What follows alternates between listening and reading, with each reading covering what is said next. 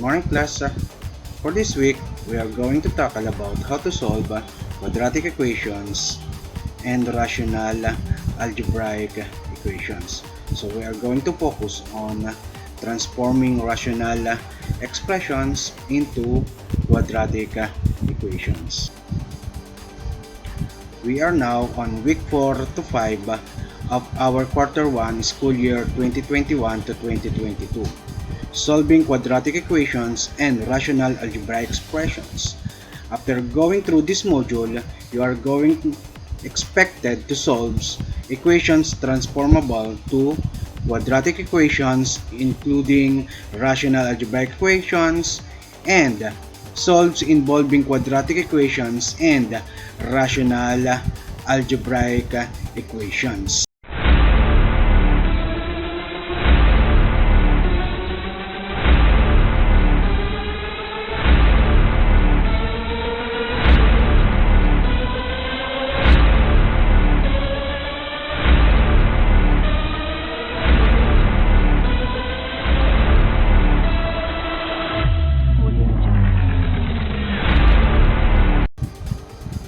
To answer your performance task number 3 and worksheet number 3, I will give you these illustrative examples in solving rational algebraic expressions and transforming rational algebraic expressions into quadratic equations.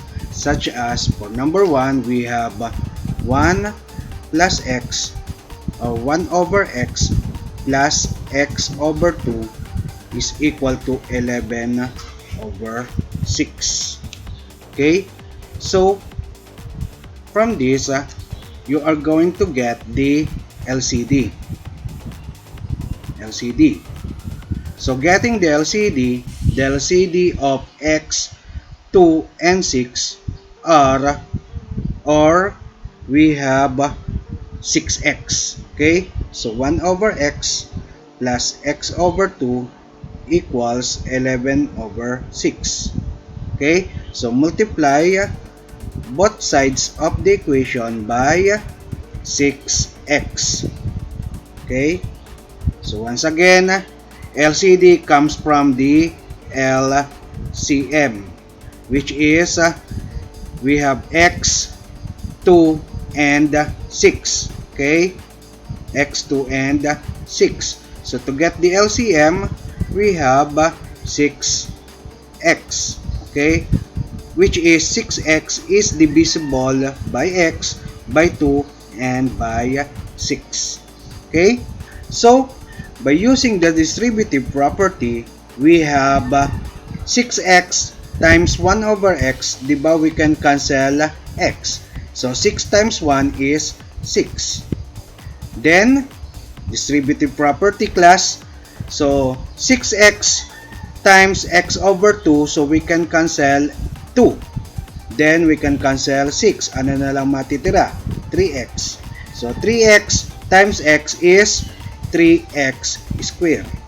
Equals, on the other side, we have 11 over 6 times 6x. So cancel po yung 6. So ano lang natira dito? X times 11. So we have 11x.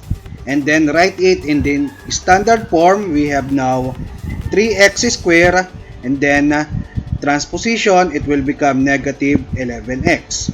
Then we have positive 6, so siya ay magiging plus 6 equals 0.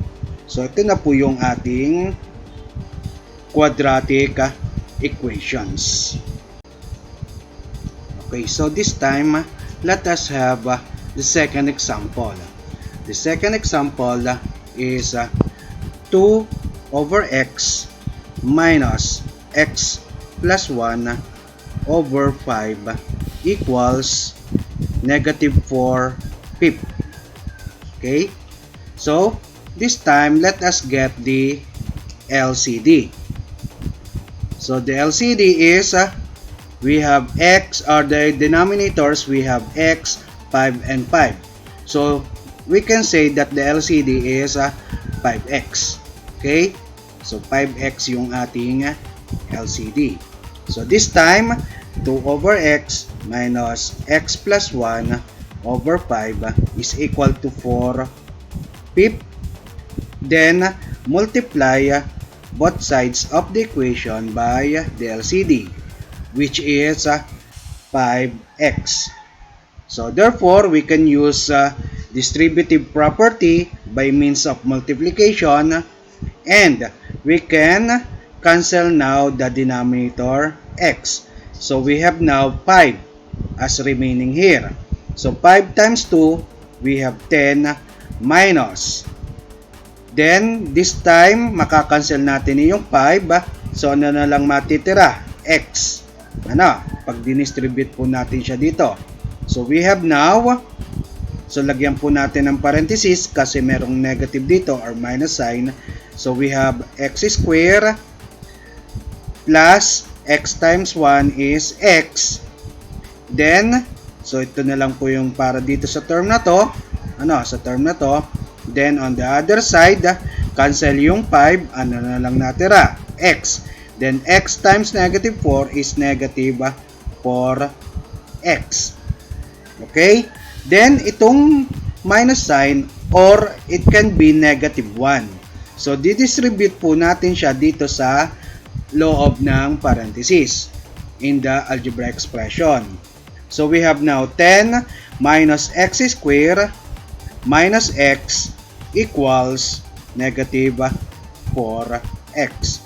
So, this time, we have now x square or negative x square, then negative x, ililipat sa kabila, magiging siyang positive 4x, and then plus 10 equals 0. Okay? Standard form po yan. And then, we have now x negative x square. Pagsamahin yung similar terms, we have positive 3x. Negative x added to positive 4x. Unlike sign. So, proceed to subtraction. Ano na lang natira? Positive 3x. Plus 10 equals 0. Okay? So, pwedeng ganito po yung sagot nyo. Or, pwede rin naman i-multiply nyo by negative 1. Kaya ang magiging result po ay positive x square minus 3x minus 10 equals 0. Okay lang din po yan. Okay? Okay. So let us have the third example. We have 2 over x minus 3 plus x over 2 equals negative 1/2. Okay? So, this time, getting the LCD, we have is 2 times x minus 3. So, yun po yung magiging LCD natin. Okay? So, let us copy the given 2 over x minus 3 plus x over 2 equals negative 1/2. And then, multiply both sides by the LCD. 2 and x minus 3. The other side, 2 and x minus 3. Okay? Then, by using the distributive property by means of multiplication, makakancel po natin yung x minus 3, yung binomial. So, ano na lang natira? 2 and 2. So, multiply it, the product is 4. So, wala na pong denominator. Plus, ito naman, 2 and x minus 3, di ba yun yung ating LCD? Multiply by this term, so makakancel na po yung 2. Ano na lang natira? X minus 3.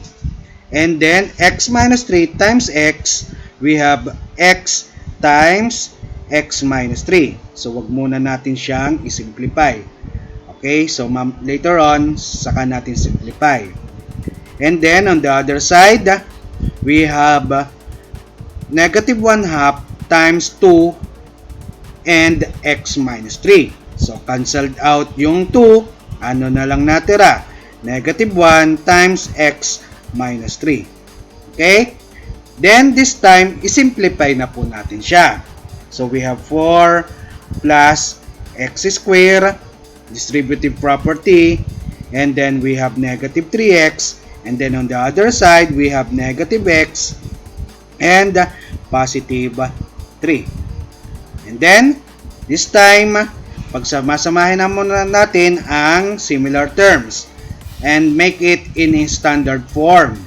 So we have x squared and then negative 3x, magiging siyang positive x on the other side, transposition, plus 4, and then negative 3. Positive 3 siya dito, nilipat sa kabila, magiging negative 3. Saan galing yung 4? Yun po yun. Okay? Equals 0. And then simplify, combine similar terms, we have x squared, negative 2x, plus 1 equals 0. So ito na po yung ating quadratic equations. Okay?